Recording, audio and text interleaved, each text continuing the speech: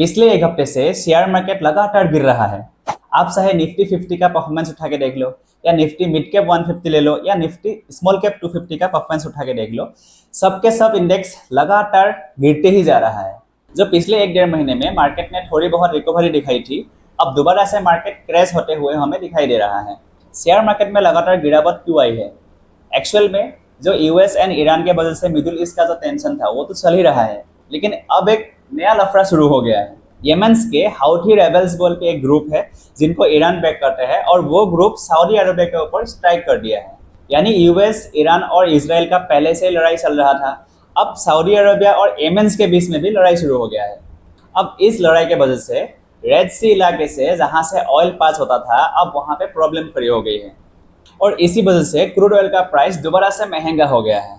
और जब जब क्रूड ऑयल का प्राइस बढ़ जाता है तो इंडियन रुपये का वैल्यू भी गिर जाता है, और जैसे ही इंडियन रुपये का वैल्यू गिरता है तो एफआईआई बहुत ज़्यादा सेल करने लगता है, और जब एफआईआई बहुत ज़्यादा सेल करने लगता है तो इंडियन मार्केट में भी इसका निगेटिव इम्पैक्ट हमें देखने को मिल जाता है। और वैसे ही इंडिया में लोगों के बीच में एक निगेटिव सेंटीमेंट ऑलरेडी बना हुआ था। स्टूडेंट्स का जो प्रोटेस्ट चल रहा था सरकार के अगेंस्ट नीट पेपर लीक होने की वजह से, वो पिछले हफ्ते काफ़ी ज़्यादा बढ़ गया था, लेकिन कल जाके फाइनली एक गुड न्यूज़ मिला है उसके ऊपर। और इसके अलावा 2-3 स्टेट में फ्लड आ रखा है, खास करके असम, जो मेरा होम स्टेट है। असम में बहुत बड़े लेवल पे फ्लड आ रखा है, और लाखों लोग इस फ्लड से अफेक्टेड है और जूझ रहे हैं।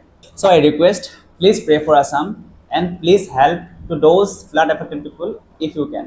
Now as an investor, what should you do in this market fall situation? अगर आप शॉर्ट टर्म के लिए स्टॉक में इन्वेस्ट करना पसंद करते हैं तो इस टाइम पे आप थोड़ा सा संभाल के इन्वेस्ट कीजिए, क्योंकि अगले 1-2 हफ्ते भी शेयर मार्केट में थोड़ा रिस्क हमें दिखाई दे रहा है। लेकिन अगर आप लमसम इन्वेस्ट करना चाहते हैं लॉन्ग टर्म के लिए तो ये एक बेस्ट टाइम भी हो सकता है, क्योंकि काफ़ी क्वालिटी स्टॉक्स का वैल्यूएशन ऑलरेडी नीचे आ चुका है। अगर आपको स्टॉक के बारे में अच्छा नॉलेज है और आप लॉन्ग टर्म के लिए इन्वेस्ट करते हैं तो ये एक अच्छा टाइम हो सकता है। लेकिन एसआईपी इन्वेस्टर्स के लिए कोई भी खतरा नहीं है।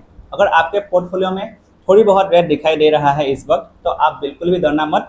आप लोग इस सिचुएशन को एज ए अपॉर्चुनिटी के तौर पे लीजिए, क्योंकि जब जब मार्केट गिरता है तब आपको कम दाम में ज़्यादा यूनिट इकट्ठे करने का मौका मिलता है। So continue your SIP and don't panic in this market fall situation. बस आज के लिए इतना ही।